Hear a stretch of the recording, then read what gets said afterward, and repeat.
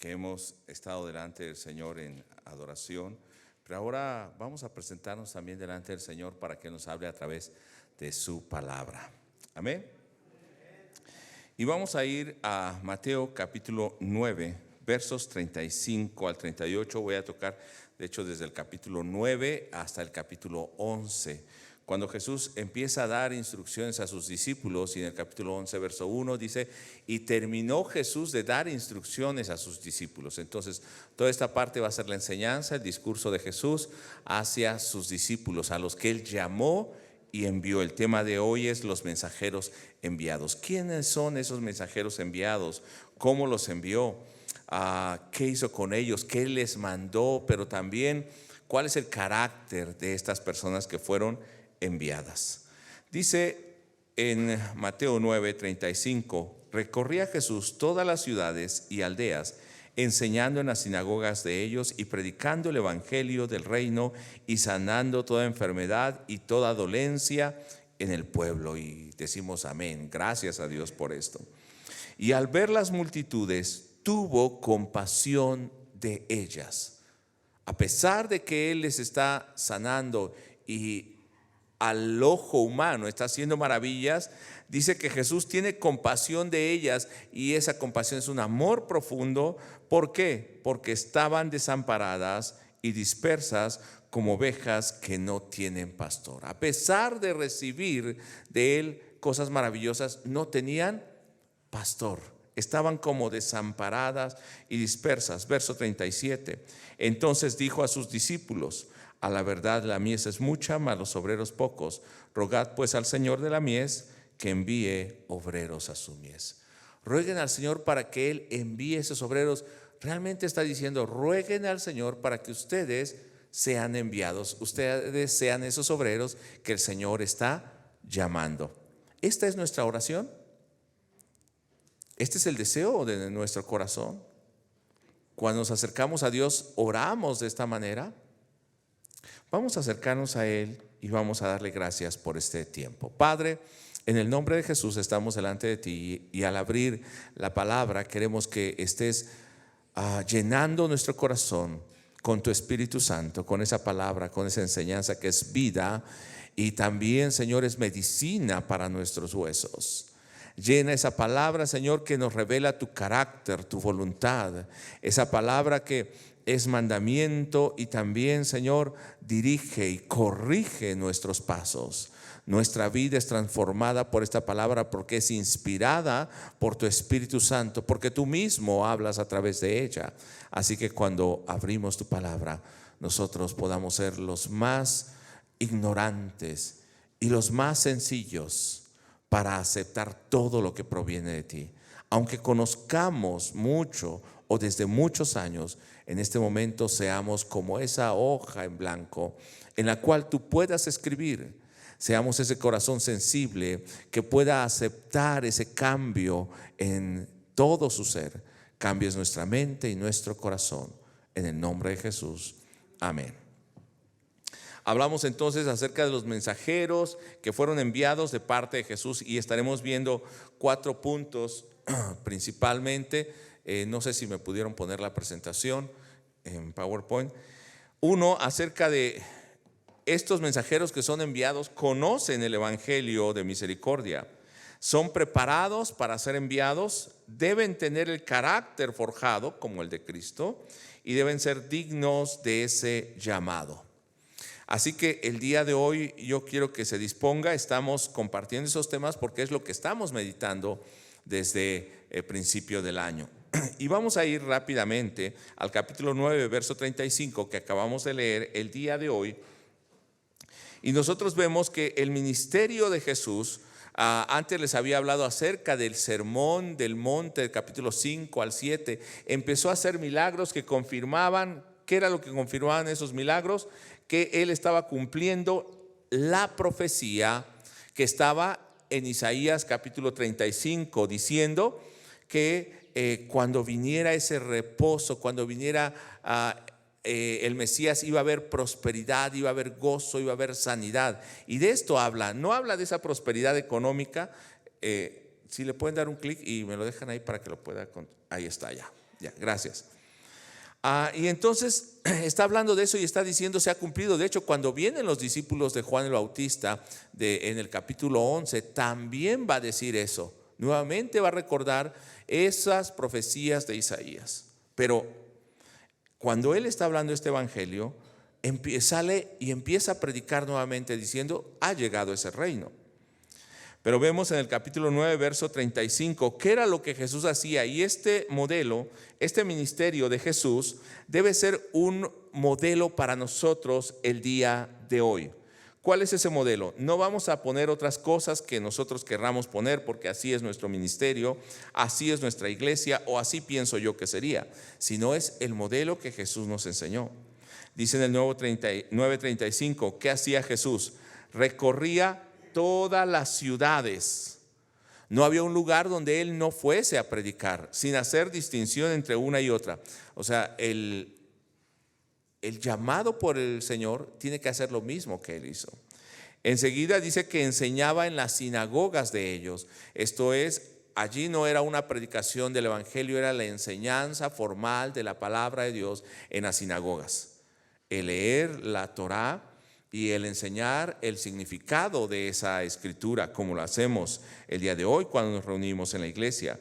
Dice que proclamaba el evangelio del reino a través de esta enseñanza y a través de la predicación.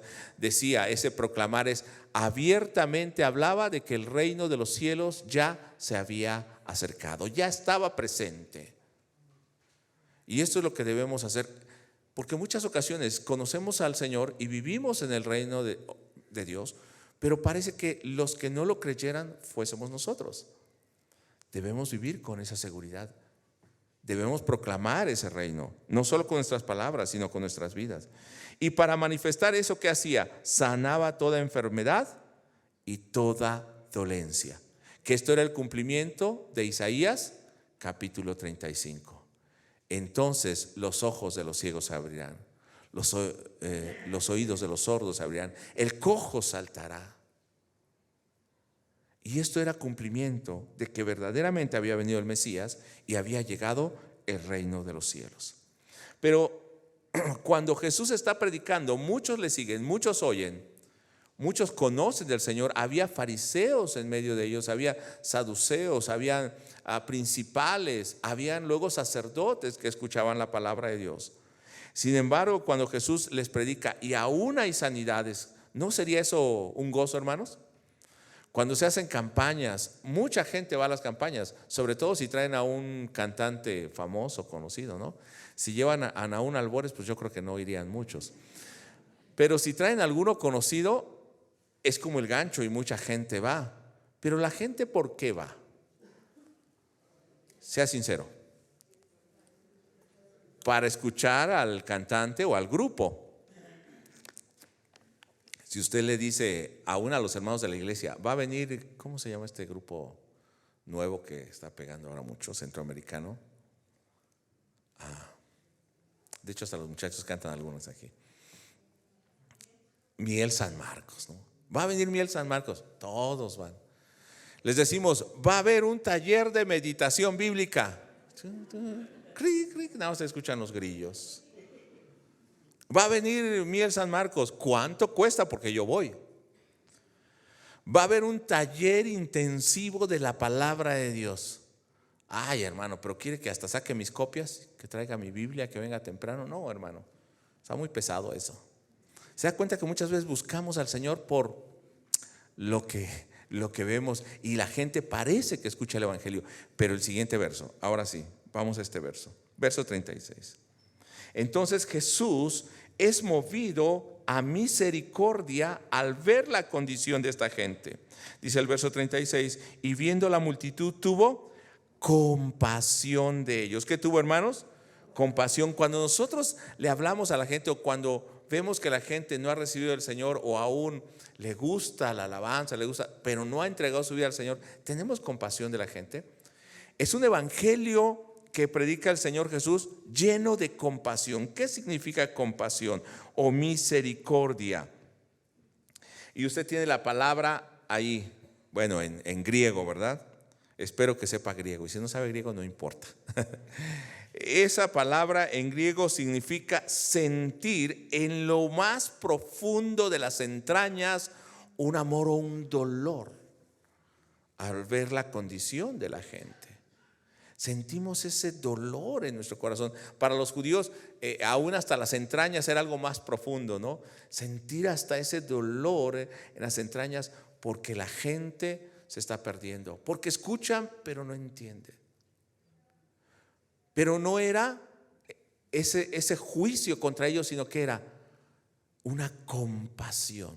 Es tan profundo el amor que llega de esta manera, compasión, que es algo que va a mover aún las fibras más sentidas o más duras, más bien, de nuestra vida. ¿Y por qué tiene esta compasión Jesús?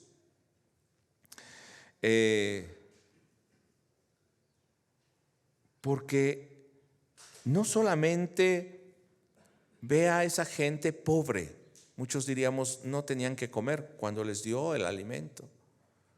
Veíamos enfermos, no solamente porque estaban enfermos, sino Él los ve con compasión porque cómo estaban. En la Biblia de las Américas dice, estaba esa gente angustiada y abatida. ¿Y qué nos dice en la versión 60? ¿Cómo estaba esa gente? Desamparada y dispersa. Entonces también ellos estaban angustiados. Había un deseo de conocer al Señor, pero no sabían cómo. Estaban en sus tristezas, en su pecado, en sus necesidades físicas, en sus necesidades materiales, y no podían ver que el reino de los cielos había llegado. Estaban abatidas, estaban destruidas espiritual y moralmente. Estaban dispersas, dice la versión 60. Las ovejas no están juntas, era como una manada dispersa. Y entonces viene el lobo y se aprovecha de ellos. Pero dice, viendo Jesús la condición de ellos, tuvo compasión. Y dice, porque eran como ovejas que no tienen pastor. Había quienes les enseñaran, pero no había un pastor. No había quien las amara. ¿Qué hace el pastor? Las junta, las cuida, las guarda. Ahora a veces los líderes religiosos nos hemos o se han convertido algunos en administradores, en empresarios, en capataces, en grandes doctores o hasta psicoterapeutas.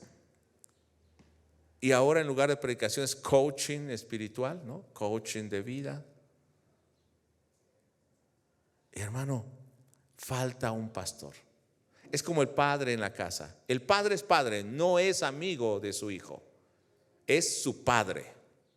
Y la madre es madre, no es amiga de su hija. Le puede dar toda la confianza, puede cuidarse, puede tener toda la comunicación, pero el padre debe cumplir el papel de padre. El pastor debe cumplir el papel de pastor. Pero ¿qué es este pastor que nosotros vemos aquí a Jesús? Un pastor que se preocupa por la condición del corazón de la persona, de las ovejas que están dispersas. Sí, reciben, sí están ahí, pero no, ellos están dispersos, están angustiados, están abatidos. Y entonces en esta condición, con ese corazón, un dolor profundo, yo quiero que usted piense, cuando usted le habla a la persona, ¿le habla de esta manera? ¿O le dice, es que eres un pecador porque tienes ese ídolo? ¿Es porque eres un pecador por esto? O viendo con el corazón de Jesús, tiene una compasión tan profunda que le habla con un amor que el otro no puede más que decir, ese amor no puede venir de un hombre, sino viene de Dios, de Cristo. Y Jesús dice, bueno, yo estoy compartiendo esa palabra porque ustedes están así, abatidos, están destruidos y no tienen pastor. Yo voy a ser su pastor. Yo voy a quitar ese abatimiento y esa angustia. ¿Y qué va a decir en mismo Mateo? No vamos a ir ahí, pero Mateo 11:28. Vengan a mí los que están trabajados y cargados, y yo los haré descansar. Aprendan de mí que soy manso y humilde de corazón, y hallarán descanso para sus almas. A veces el evangelio se ha convertido en una carga. Y no quiero decir que no debamos vivir en obediencia, pero se ha convertido en una carga más que en una libertad y un gozo de conocer al Señor. Más que disfrutar de la vida que Cristo nos da. Del habernos quitado el odio, el rencor. ¿Cuántos vemos a la gente que está en el mundo con ese corazón lleno de amor? A ver, levante su mano. Quiero ver. Y los demás oraremos por usted para que tengan su amor. Pero ¿cuántos oramos o tenemos ese mismo corazón con un dolor profundo cuando vemos a nuestra esposa o a nuestros hijos que desobedecen a Dios?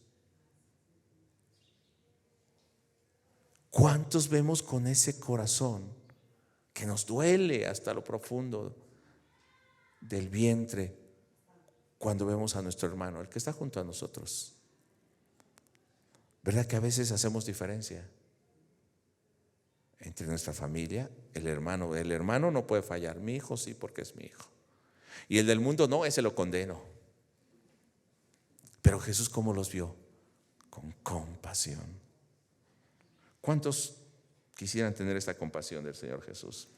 Bueno, pues conozcamos al Señor Jesús cada día. Y entonces Jesús dice: se necesitan obreros con el mismo corazón, con el mismo amor, que vean las ovejas de la misma manera.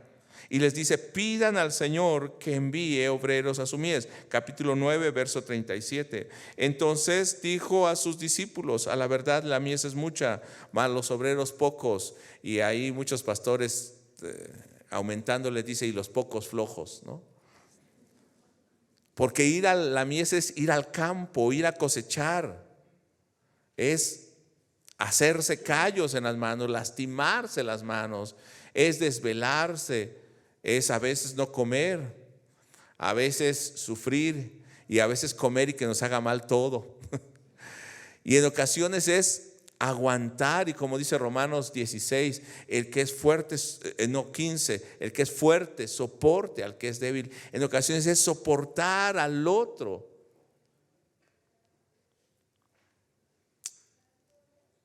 Hermano, ¿queremos ser enviados por Jesús?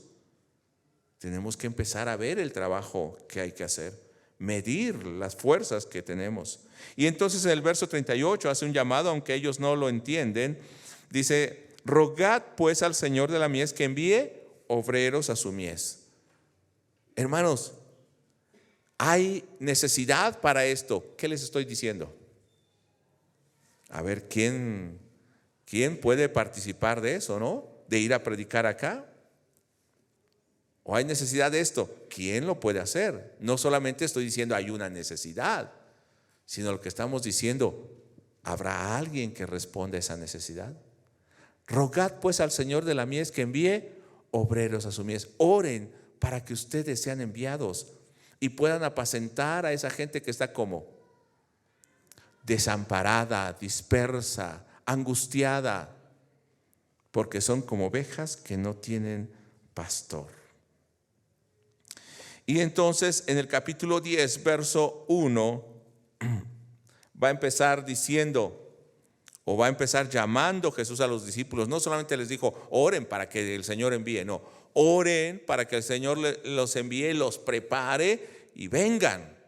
Ese es el llamado completo. Capítulo 10, verso 1 dice: entonces llamando a sus 12 discípulos, antes dijo rueguen, hay esta necesidad, rueguen. Ahora llama a los 12. Llamando a sus 12 discípulos, les dio autoridad sobre los espíritus inmundos para que los echasen fuera y para sanar toda enfermedad y toda dolencia.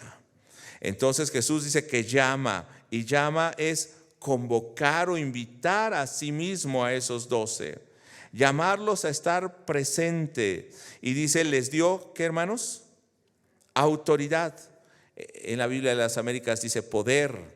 En la versión original puede ser poder o también puede ser capacidad, y la palabra es exousia en griego, que quiere decir les dio el derecho legal, legítimo, para echar fuera demonios, para sanar enfermedades. Oren para que el Señor envíe obreros a su mies, hermanos del centro discipular. Ahora yo digo, hermano, hermana, ustedes vengan y hagan ese trabajo. Eso quiere decir que el Señor los está llamando.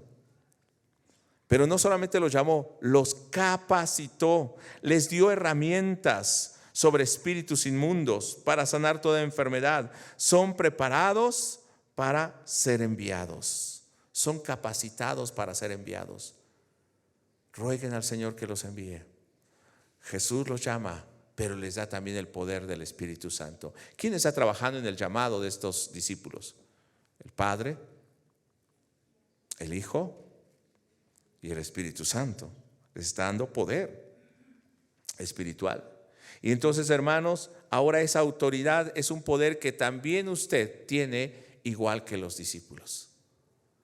En ocasiones decimos, es que si el pastor ora, si yo vengo y el pastor pone sus manos sobre mí, entonces sí voy a sanar. Y Dios usa a algunos hermanos tal vez con un don especial. Sí, es cierto. Pero ese poder, ¿para quién se lo dio Jesús? ¿A quién se lo dio? En el pasaje, a los discípulos que Él llamó. ¿Y usted ha sido llamado por Jesús? Entonces también usted tiene esa autoridad de parte del Señor. Ahora no solamente los llamó, los preparó también. Y ese preparar es ser instruidos. A esos que fueron llamados, la palabra es como capacitar. No solamente los llamó, sino los capacitó. En el verso 5 al 10 nos va a hablar acerca de esto.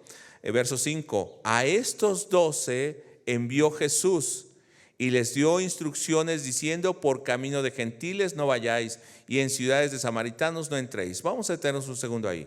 Dice que a estos 12 envió y les dio instrucciones. En la Biblia de las Américas dice que los llamó y dice, y antes los instruyó. Didáscalos es la palabra. O sea, les dio una didáctica, una instrucción. No puede ser enviado, ya el Señor te llamó y como el torero al ruedo y sin capote y sin instrucción. Debe ser preparado. Por eso es importante que el creyente cada día se esté preparando, cada día medite la palabra de Dios, cada día se prepare. Y gracias a Dios por los que se están preparando, no solamente meditando, algunos están en la escuela bíblica, vamos a iniciar los cursos de discipulado, sé que muchos van a estar entrando, gracias a Dios, porque esto es prepararnos. Bueno, dice que los instruyó para ser enviados. ¿Y cómo los instruyó? Dice en el verso 5, ¿qué les dice que no hagan? Por camino de gentiles no vayáis, y en ciudades samaritanos no entréis. ¿Qué es lo que no deben hacer? No vayan a esos lugares. Posteriormente vamos a ver en Hechos que ya ellos empiezan a ir a esos lugares de gentiles, pero primero, ¿a dónde le dice? Aquellos que son del pueblo de Dios. Primero, los de la casa. A veces queremos alcanzar a los de allá afuera cuando nosotros todavía no hemos madurado. También les dice qué van a hacer, qué sí deben hacer en el capítulo 10, verso 6. Sino antes id a las ovejas perdidas de la casa de Israel. ¿Dónde inicia de hecho la obra? En Hechos capítulo 2, nosotros vemos que la venida del Espíritu Santo viene sobre los judíos y prosélitos que residían o que estaban en Jerusalén en ese momento. Ahí viene, les predica Pedro la palabra de Dios y de allí se extiende el evangelio ahora sí a todas las naciones. Es necesario que la iglesia primero sea fortalecida, sea instruida.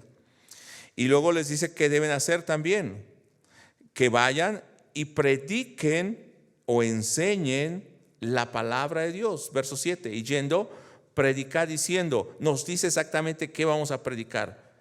Que hay sanidades en Jesús. ¿Eso dice? Que vas a ser próspero si vienes al Señor. Que tus problemas se acaban si vienes al Señor. Y no quiero decir que el Señor no nos ayude, no nos sane o no nos prospere en muchas cosas. Sí, pero esto no es la predicación. Esta es una predicación antropocéntrica o humanista que le quiere dar al hombre la satisfacción y que se sienta bien. Entonces parece que de esa manera va a buscar al Señor. No, dice aquí, ¿qué era lo que predicaban? El reino de los cielos se ha acercado, el gobierno de Dios se ha acercado y tienes que vivir bajo ese gobierno de Dios. Eso es el reino de Dios. Entonces, para mostrar ese reino de Dios, ¿qué había hecho Jesús? En los versos 35 al 38 que leímos del capítulo 9, ¿qué había hecho? Predicaba ahí, ¿qué más hacía? Sanaba toda enfermedad y toda dolencia. ¿Y qué le dice ahora a sus discípulos? Sanad enfermos, limpiad leprosos, resucitad muertos, echad fuera demonios. ¿Qué iban a hacer? Lo mismo que Jesús hizo. Entonces, ¿qué es lo que deben hacer?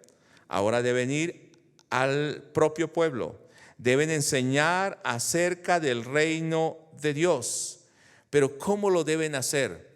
Recuerden que muchos maestros salían, muchos predicadores salían aún en ese tiempo, filósofos, pero también predicadores judíos. Y del tiempo de Pablo también hubieron algunos que se levantaron, que predicaban por motivo de ganancia, por tener dinero. Y dice en el verso 8, de gracia recibisteis, dad de gracia. ¿Cómo vas a hacer ese trabajo? Por gracia.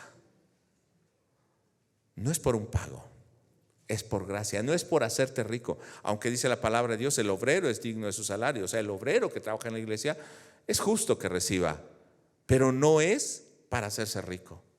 No es con el afán de amontonar riquezas. Dice, de hecho, del capítulo 10, verso 9 en adelante, va a decir: no se provean de alforja, ni lleven doble túnica. Lo que está diciendo es: viajen ligeros, no lleven tantas cosas, porque yo les voy a proveer. De hecho, Jesús les dice después: cuando fueron y los envié, ¿les faltó algo? No, el Señor va a proveer lo necesario. Pero a veces estamos tan enfocados en las cosas del mundo. No quiere decir que no planeemos. Seamos buenos administradores y planeemos. Pero no es por los recursos, no es por las cosas que vamos a hacer las obras, es porque el Señor nos mandó y nos capacitó. Del verso 11 al 15 no lo voy a leer, pero dice: si en algún lugar lo reciben, entren y prediquen la palabra de Dios. Pero si no lo reciben, salgan y continúen, no se detengan. Continúen predicando la palabra de Dios. ¿No ha pasado esto que nos desanimamos? Jesús le está diciendo: esto va a venir, prepárense. Porque somos, mire, esto todo es lo que debemos y no debemos hacer. Jesús, ¿qué les está dando? Instrucciones. Tengan cuidado de esto, hagan esto, porque esto es el ministerio. Esto es lo que van a pasar los llamados. ¿No lo ha pasado usted a veces? Pero si quiere ser llamado, a veces van a pasar estas situaciones. Y Jesús los va a enviar a lugares. Nosotros queremos ir a lugares fáciles. Recuerdo que una vez una persona dijo, a ver, creo que se trabó, le dieron un clic ahí, se trabó. A ver, perdón. Ok, ya. Una persona decía: si yo voy a predicar, llegó a predicar a un pueblo y se quedó a dormir en la casa de un hermano, o le dieron más bien a dormir en la casa de un hermano. Y él dice, llama al dueño de la casa y le dice: ¿usted cree que yo me voy a dormir aquí? Yo soy el hijo de un rey. Por favor, vaya a la ciudad próxima y consígame un hotel donde yo me pueda quedar. Los hermanos en un pueblo no tienen más que eso. Si tienen un colchón, qué bueno. Había lugares, o hay lugares donde hay, no sé si todavía existan, pero las camas con cordones, y le ponen algo arriba y ahí se duermen. O nos ha tocado dormir en hamaca porque no hay camas, o nos ha tocado dormir en el piso, o nos ha tocado dormir en la carretera, donde nos toque. Nada más sobre los árboles no, ¿verdad? Pero en todos lados nos ha tocado dormir. Pero hay personas que creen que el ministerio es fácil. Una vez una persona me acompañó, fuimos a Chiapas, creo que Fati también iba, Joel, sí, porque íbamos a ministrar con niños. Y me dice esa persona: ay, pastor, yo creí que usted se paraba y predicaba y ya. Oye, hermano, pues si tengo que estudiar, tengo que leer. Y cuando fuimos allá, le digo, a tal hora van a estar despiertos, a las 5 de la mañana. Ay, ¿cómo cree que a las 5 de la mañana? A las 5 de la mañana. Y a tal hora desayunamos, a tal hora comemos, a tal hora cenamos, a tal hora tenemos que estar listos, a tal hora cambiarnos, a tal hora viajar. Y dice, ay hermano, ¿cómo vamos a hacer todo eso en el día? Eso es lo que tenemos que hacer en todo el día. Y terminamos a las 12 o 1 de la mañana. Y dice, yo creí que nada más era venir y ir a algún lugar. Oye, pues si no venimos de paseo. Y muchos así piensan también, el pastor se para y predica y eso es todo lo que hizo, ¿no? Y muchos también ven al hermano Ujier y piensan, ese hermano solamente está allí, o al maestro solamente hace eso. No, hermano, todos los que están ministrando tienen una dedicación, o sea, se están preparando, invierten su tiempo, su vida para servir al Señor. Y les dice Jesús en el capítulo 10, verso 16, porque van a ir a esos lugares difíciles y aquí yo os envío como ovejas en medio de lobos. No va a ser fácil. Pero como no va a ser fácil, ¿cómo están esas ovejas en medio de lobos? Todas juntas, pendientes. Ahí está el pastor cuidándolas. Porque esas ovejas se descuidan y el lobo las atrapa. Dejan su comunión con Dios y el lobo las atrapa. Se dispersan del rebaño y el lobo las atrapa. Se quedan solas y el lobo las atrapa. Le dan oportunidad a la angustia en su corazón. O, por ejemplo, alguno, mira esa ovejita negra, porque todas son blancas. Y entonces la ovejita se empieza a hacer un lado y ¿qué pasa? Viene el lobo y la atrapa. O la más pequeña, la más inmadura. Hermano, ¿cómo deben estar esos enviados, esas ovejas? Unidos, juntos, y también en comunión, al cuidado del pastor que es Jesús, en comunión con el Señor, porque si no somos atrapados por nuestros pensamientos, por nuestros deseos, por nuestras diferencias. Tengan cuidado. Y les dice Jesús en el verso 16, ¿cómo deben ser entonces? Sean prudentes. ¿Cómo deben ser, hermanos? Prudentes y sencillos de corazón, como la paloma, como la serpiente. Aunque vamos a esos lugares, deben ser prudentes. No es como el borras, decimos aquí en México, ¿verdad? No es sin pensar. Si vemos peligro, tener cuidado. No por eso vamos a endurecer nuestro corazón. Y del verso 17 y 18 les va a decir, tengan cuidado de los mismos hombres, porque los van a entregar a los concilios, en la sinagoga, los van a azotar, los van a echar a la cárcel ante gobernadores. Y eso está pasando en la actualidad por predicar la palabra de Dios.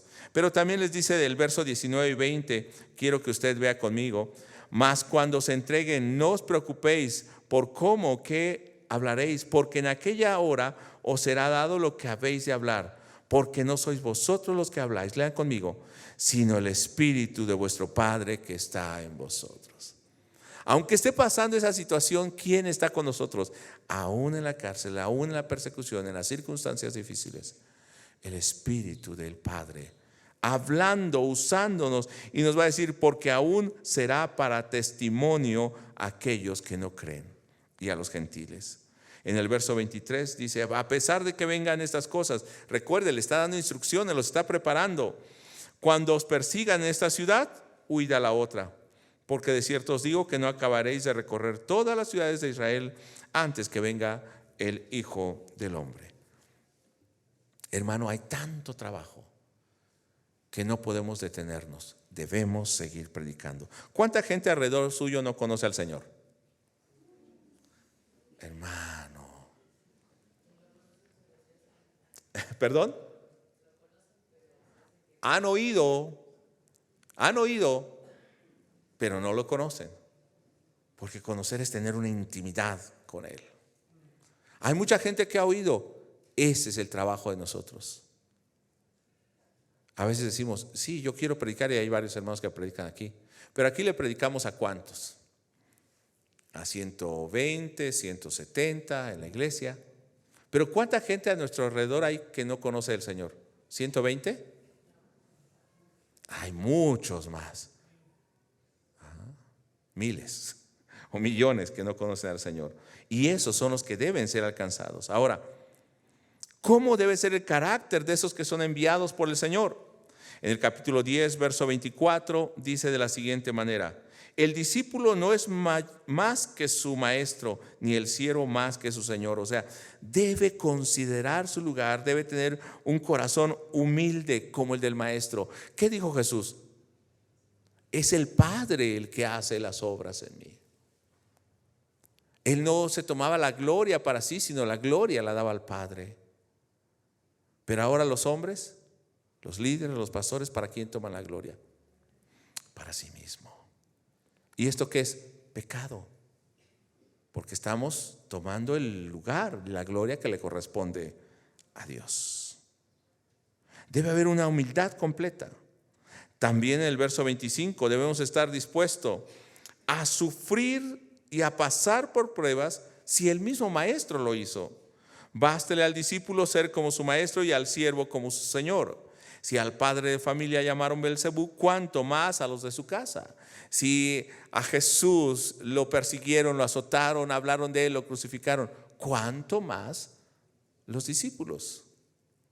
Ahora nosotros queremos vivir en un mundo de rosas y no es así. Estos discípulos tienen que ser forjados en ese carácter. El acero se forja con el fuego y con el frío. El creyente se forja con las pruebas, nos dice Santiago, que esa prueba produce que seamos perfectos y cabales sin que nos haga falta cosa alguna. Verso 26 y 27 del capítulo 10 nos va a hablar de que no tenemos que negar al Señor, sino confesarlo. No debemos tener miedo de presentar el evangelio del reino de los cielos y presentarnos como hijos de Dios. Así que no los temáis, nos va a decir el Señor, porque no hay nada encubierto que no haya de ser manifiesto, ni oculto que no haya de saberse. Lo que os digo en tinieblas, lean conmigo, decidlo en la luz. Y lo que oís al oído, lean conmigo, proclamadlo desde las azoteas. No se callen el evangelio, no lo encubran, descubran ese evangelio, ese reino que han recibido. Pero no solamente es con nuestras palabras, sino con nuestra vida.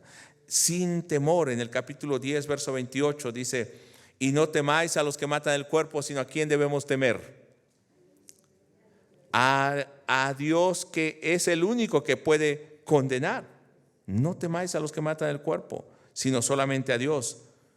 Porque nos dice, ¿por qué no debemos temerle a esa gente? Mire, Dios conoce a ustedes tanto que si un pajarillo dice no cae, es porque el Señor lo ha permitido. Hasta tiene contado los cabellos de su cabeza. Entre más grande soy, pues ya el Señor tiene menos trabajo conmigo, ¿no?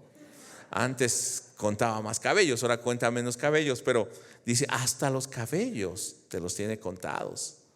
O le doy menos trabajo al Señor que antes. Ahora, si el Señor tiene cuidado de eso, dice, ¿no valen más ustedes que los pajarillos? Entonces no tengan temor, sino confiésenlo públicamente. Verso 32. A cualquiera pues que me confiese delante de los hombres, yo le confesaré delante de mi Padre que está en los cielos. Y a cualquiera que me niegue delante de los hombres, yo también le negaré delante de mi Padre que está en los cielos. Cualquiera que me niegue, y no es porque se diga cristiano, sino cualquiera que viva conforme a ese evangelio del reino de los cielos, ese le está confesando.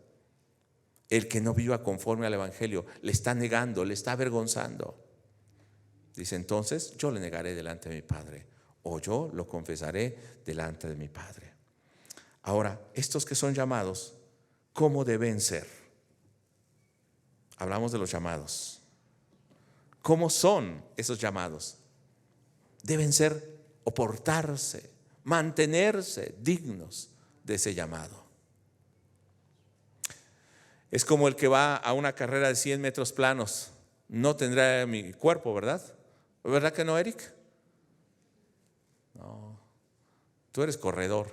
¿De cuánto? 10,000. De 10,000. Y alguien con mi cuerpo al menos llegará a los 5 kilómetros. ¿Quién sabe, verdad? Pero que tenga un tiempo de competencia, no creo. Para ir en esa carrera, ¿qué tenemos que hacer? entrenar, prepararnos, abstenernos de muchas cosas, dedicarle tiempo. ¿Estamos en el reino, hermanos? ¿Somos parte de ese reino? ¿Fuimos llamados, invitados al reino? Tenemos que prepararnos, tenemos que abstenernos de muchas cosas, tenemos que ser diligentes en ese reino. Tenemos cada día que dar un poco más de nosotros. Hace un tiempo, antes de la pandemia, iba al gimnasio diario, mínimo hora y media, 2 horas. Entonces pues yo andaba como un muchacho de 25, ¿no? Pero durante la pandemia y hasta ahora, pues solamente era estar sentado, comer, y luego estuve terminando la escuela. Y ahora, hermano, con 10 minutos estoy sacando la lengua, ¿no? Porque no me he estado preparando. ¿Qué necesito hacer? Iniciar de nuevo, como lo hice al principio hace tantos años. Volver a retomar todo. Y entonces ya no tendré 25, ¿verdad? Pero al menos de 40 me sentiré, ¿verdad? Que ya es bastante para mí. El discípulo llamado, invitado por el Señor, debe ser digno de ese llamado. Quisiera tocar algunos pasajes, pero ya no tengo tiempo. Cuando Jesús habla acerca del reino, dice: el reino de los cielos es semejante a un hombre, a un señor que hizo unas bodas, las bodas para su hijo, e invitó a muchos que vinieran. Y algunos no quisieron ir, o bueno, la mayor parte. Entonces mandó a traer a todos por las calles y por todo lugar, y los trajeron. Pero dice que había uno que no estaba vestido de ropas dignas, y le dijo: oye, amigo, ¿por qué no estás vestido de ropas adecuadas? Sáquenlo y échenlo fuera. Ahí será el lloro y el crujir de dientes. Si bien hemos sido invitados, tal vez estamos trabajando en el campo, pero vamos a ir a las bodas del Cordero, bueno, a las bodas del Señor. ¿Qué debemos hacer? Vestirnos correctamente, bañarnos, prepararnos, perfumarnos, porque vamos a esa fiesta. Tal vez ahora no estoy hablando de un traje, pero si el Señor nos ha invitado, ¿qué debemos hacer? Vivir dignamente del llamado que el Señor nos ha hecho. ¿Así es, hermano? Mire, capítulo 10, verso 37, dice de esta manera, y va a repetir una y otra vez: no es digno de mí, no es digno de mí, no es digno de mí. Verso 37, el que ama a padre o madre más que a mí, dígalo conmigo, no es digno de mí. El que ama a hijo o hija más que a mí, no es digno de mí. O sea, alguien digno es el que pone a Jesús en primer lugar. Porque si lo pone en segundo lugar, tercer lugar, ya no es digno de ese llamado ni del reino de los cielos. Verso 38 y 39 dice: el que no toma su cruz y sigue en pos de mí, lea conmigo, no es digno de mí. O sea, no es digno del Señor el que no está dispuesto a negarse y a entregar su propia vida, a negarse a sí mismo, y por qué no a perder su vida misma por causa de Cristo y del Evangelio. Entonces no es digno de mí. Decimos: sí, yo lo quiero hacer, pero no es cierto, hermanos. A veces nos negamos tan siquiera a orar, a meditar. Nos negamos a bajarnos de nuestro pedestal, de nuestro orgullo, y pedirle perdón a nuestro hermano, a ser más humildes, a ser más misericordiosos. Entonces, ¿estamos dispuestos a morir por Cristo? Yo creo que no. Verso 39. Y el que haya su vida la perderá, y el que pierda su vida por causa de mí la hallará. El que está dispuesto a entregar su vida por mí, ese es salvo, ese halla la vida eterna. El que está dispuesto a negarse a sí mismo. Esto cada día debe estar en nosotros. Solo ese tipo de discípulo, dice en el verso 42, y cualquiera que dé a uno de estos pequeñitos un vaso de agua fría solamente, por cuanto es discípulo, de cierto os digo que no perderá su recompensa. Hermana José, ya tiene su recompensa. No, porque me dio mi botella de agua, porque luego tengo sed. Hermano, usted dice una botella de agua, un vaso de agua. Dice: por algo tan pequeño que hagas, porque se lo diste en mi nombre, entonces vas a tener tu recompensa. ¿Qué recompensa es? La vida eterna. Quiero concluir. Aparte de los 12 discípulos, Pedro, Andrés, Jacobo, su hermano Juan, Felipe, Bartolomé, Tomás, Mateo, Lebeo, ¿quién falta? Judas. Felipe, Bartolomé, Tomás, Mateo, Lebeo. ¿Quién? Simón. Andrés. Aparte de esos 12, ¿quién más fue invitado? No voy a leer el pasaje, pero si usted va a Lucas capítulo 10, verso 17 en adelante, dice que otros 70 más fueron invitados después de esos 12. ¿Y qué instrucciones les dio? Exactamente las mismas. Y les dio el mismo poder y la misma autoridad a los 70. Y cuando en Hechos capítulo 2 vino el Espíritu Santo, ¿qué autoridad tenían estos 120?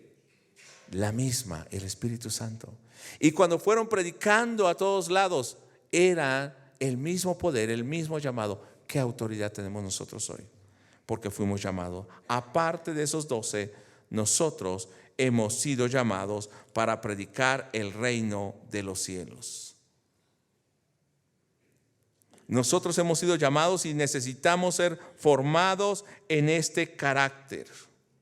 Los discípulos son puestos por el Padre, son llamados por Jesús, pero son equipados por el Espíritu Santo. Deben ser instruidos y preparados con la advertencia de los peligros que vendrán y portarse como dignos de ese llamado, porque van a empezar una obra grande. Y no es grande por mí, es grande porque está presentando al Rey de los cielos. Quiero dejarlos con estas preguntas. Pensemos y oremos en esta hora. ¿Soy digno del llamado de Jesús?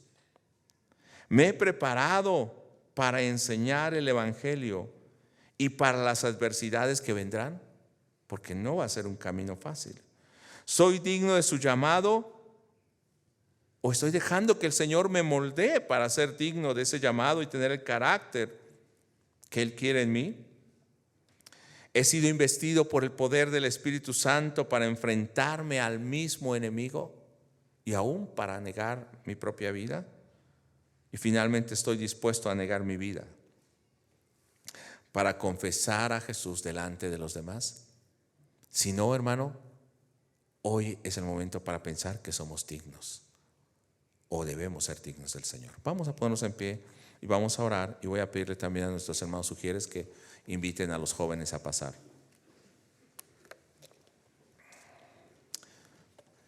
Padre, en el nombre de Jesús, sé que es un llamado muy importante, y por eso, Señor, la importancia o relevancia de esta palabra el día de hoy, para que mis hermanos estén preparados. Y queremos, Señor, en esta hora que nos disponemos también a tomar la cena del Señor, que prepares nuestro corazón, que sea un momento para ponernos a cuentas contigo, un momento para ponernos a cuentas con nuestro hermano, un momento para pedir perdón, un momento también para amar a nuestros hermanos.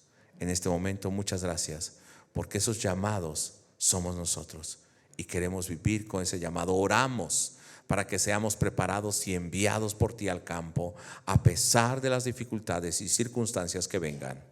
En el nombre de Jesús. Amén. Dios le bendiga, hermano, y tome su lugar.